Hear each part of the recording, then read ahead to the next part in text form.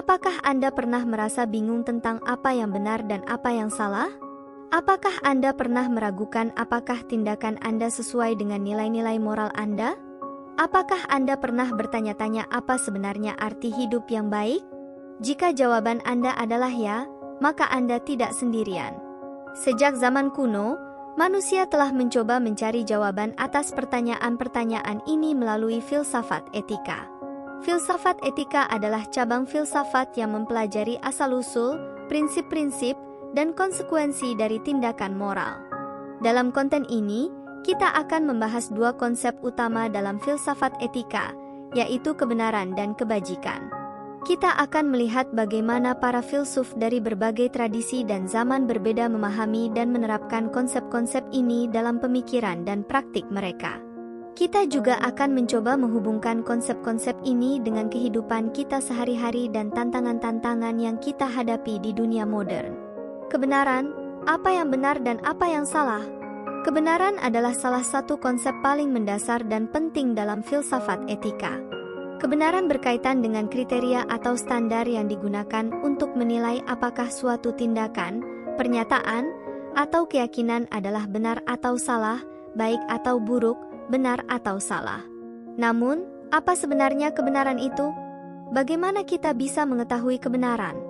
Apakah kebenaran itu objektif atau subjektif? Apakah kebenaran itu universal atau relatif? Apakah kebenaran itu tetap atau berubah? Inilah beberapa pertanyaan yang menjadi perdebatan sengit di antara para filsuf etika sepanjang sejarah. Beberapa filsuf etika berpendapat bahwa kebenaran adalah objektif, universal, dan tetap.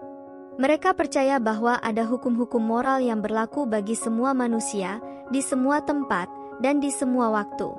Hukum-hukum moral ini bersumber dari Tuhan, alam, akal, atau rasionalitas.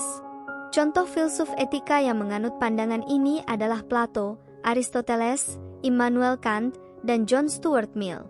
Plato, misalnya, mengajarkan bahwa kebenaran adalah ide-ide abadi dan sempurna yang ada di dunia rohani. Ide-ide ini mencakup kebaikan, keadilan, keindahan, dan lain-lain. Manusia dapat mengetahui ide-ide ini dengan menggunakan akal dan intuisi. Tugas manusia adalah meniru ide-ide ini dalam tindakan dan karakter mereka. Aristoteles, murid Plato, mengembangkan teori etika yang disebut etika kebajikan. Menurut Aristoteles, kebenaran adalah sesuatu yang sesuai dengan alam atau esensi dari sesuatu. Setiap makhluk hidup memiliki tujuan atau fungsi tertentu yang harus dicapai untuk mencapai kesempurnaan atau kebahagiaan. Tujuan manusia adalah mengembangkan kebajikan-kebajikan, yaitu kualitas-kualitas moral yang membuat manusia menjadi manusia sejati. Immanuel Kant, filsuf Jerman abad ke-18, mengemukakan teori etika yang disebut etika kewajiban. Menurut Kant, kebenaran adalah sesuatu yang rasional dan universal. Manusia memiliki kemampuan untuk menggunakan akal murni untuk menentukan hukum-hukum moral yang bersifat kategoris, yaitu perintah-perintah yang harus dipatuhi tanpa mempertimbangkan akibat atau keinginan. Hukum moral utama adalah imperatif kategoris, yaitu bertindaklah hanya berdasarkan maksim yang dapat Anda inginkan menjadi hukum universal. John Stuart Mill, filsuf Inggris abad ke-19, mengajukan teori etika yang disebut utilitarianisme. Menurut Mill, kebenaran adalah sesuatu yang bermanfaat dan menyenangkan. Manusia memiliki kemampuan untuk menggunakan akal praktis untuk menentukan hukum-hukum moral yang bersifat konsekuensial, yaitu perintah-perintah yang harus dipatuhi berdasarkan akibat atau dampak yang ditimbulkan. Hukum moral utama adalah prinsip utilitas, yaitu bertindaklah untuk memaksimalkan kebahagiaan bagi sebanyak mungkin orang. Di sisi lain, beberapa filsuf etika berpendapat bahwa kebenaran adalah subjektif, relatif, dan berubah. Mereka percaya bahwa tidak ada hukum-hukum moral yang objektif dan universal, melainkan hanya preferensi, perasaan, atau kepercayaan yang bervariasi dari individu ke individu, dari budaya ke budaya, dan dari zaman ke zaman. Contoh filsuf etika yang menganut pandangan ini adalah David Hume, Friedrich Nietzsche, Jean-Paul Sartre, dan Richard Rorty. David Hume, filsuf Skotlandia abad ke-18, mengkritik teori-teori etika rasionalis seperti Plato dan Kant.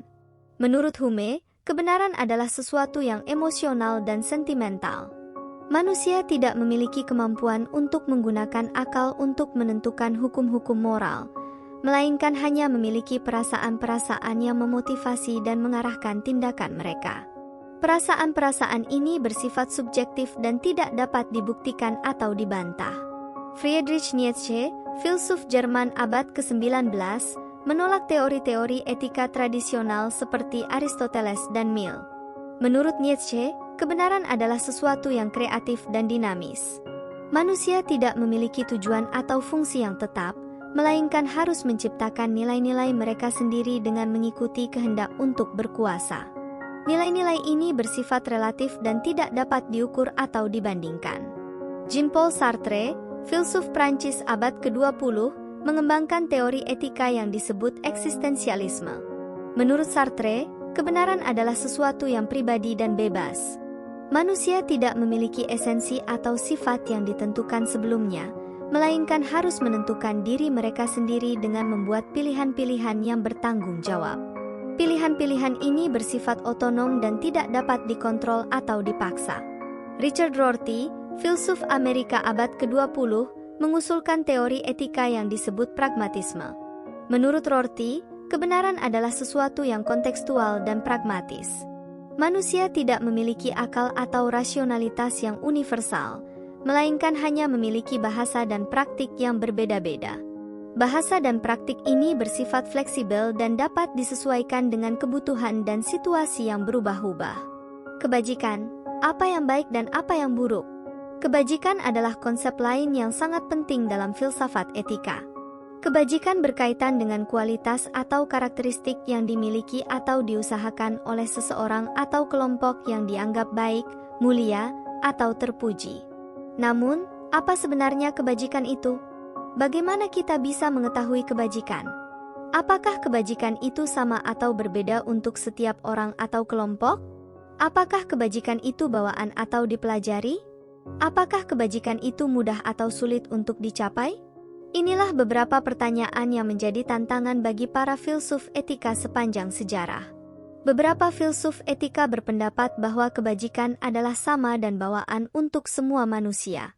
Mereka percaya bahwa ada kualitas-kualitas moral yang inheren atau alami dalam diri manusia yang dapat dikembangkan atau diaktualisasikan melalui pendidikan, latihan, atau pengalaman. Kualitas-kualitas moral ini mencakup kebijaksanaan, keberanian, keadilan, kesederhanaan, dan lain-lain. Contoh filsuf etika yang menganut pandangan ini adalah Confucius, Mencius, Cicero, dan Thomas Aquinas. Confucius, filsuf Cina kuno, mengajarkan bahwa kebajikan adalah sesuatu yang sesuai dengan Tian, yaitu prinsip kosmik yang mengatur alam semesta. Manusia memiliki Ren, yaitu kemanusiaan atau kemurahan hati, yang merupakan inti dari kebajikan. Ren dapat diwujudkan melalui Li, yaitu ritual atau etiket yang mengatur hubungan sosial. Tugas manusia adalah mempelajari dan mengamalkan Ren dan Li dalam kehidupan sehari-hari. Mencius, murid Confucius, mengembangkan teori etika yang disebut teori benih kebajikan. Menurut Mencius, kebajikan adalah sesuatu yang berasal dari Sin, yaitu hati atau pikiran. Manusia memiliki 4 benih kebajikan, yaitu Ren, Yi, Li, dan Zhi. Ren adalah kemurahan hati, Yi adalah keadilan, Li adalah sopan santun, dan Zhi adalah kebijaksanaan. Benih-benih kebajikan ini dapat tumbuh dan berkembang jika disiram dengan air yang benar, yaitu pengasuhan, pendidikan, dan lingkungan yang baik. Cicero, filsuf Romawi kuno, mengajarkan bahwa kebajikan adalah sesuatu yang sesuai dengan natura, yaitu alam atau esensi dari sesuatu. Manusia memiliki natura yang rasional dan sosial yang membedakan mereka dari binatang. Kebajikan adalah kualitas-kualitas yang memungkinkan manusia untuk menjalankan fungsi mereka sebagai makhluk rasional dan sosial. Kebajikan terbagi menjadi 4, yaitu prudentia, fortitudo, iustitia, dan temperantia. Prudentia adalah kebijaksanaan, Fortitudo adalah keberanian, Iustitia adalah keadilan, dan Temperantia adalah kesederhanaan. Thomas Aquinas, filsuf Kristen abad pertengahan, mengajarkan bahwa kebajikan adalah sesuatu yang sesuai dengan lex aeterna, yaitu hukum abadi yang berasal dari Tuhan. Manusia memiliki lex naturalis, yaitu hukum alamiah yang tertanam dalam akal mereka yang mencerminkan kehendak Tuhan.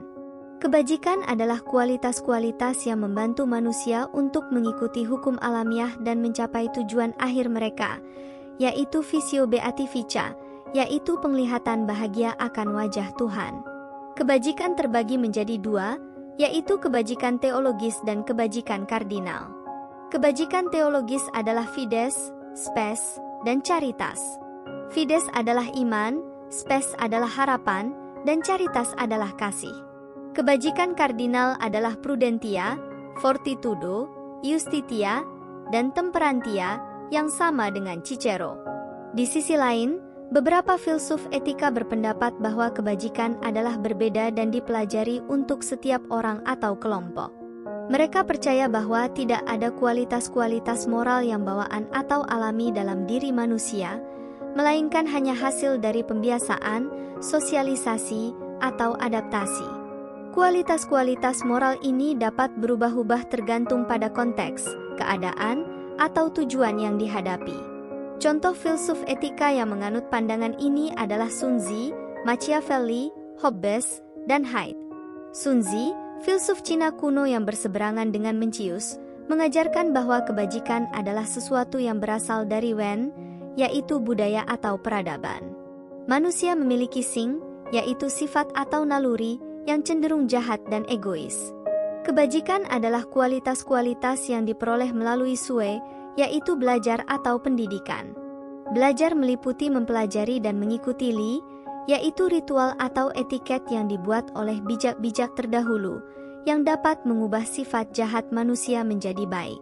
Machiavelli, filsuf Italia abad ke-16, mengajarkan bahwa kebajikan adalah sesuatu yang sesuai dengan fortuna, yaitu nasib atau keberuntungan. Manusia hidup dalam dunia yang penuh dengan ketidakpastian, konflik, dan persaingan.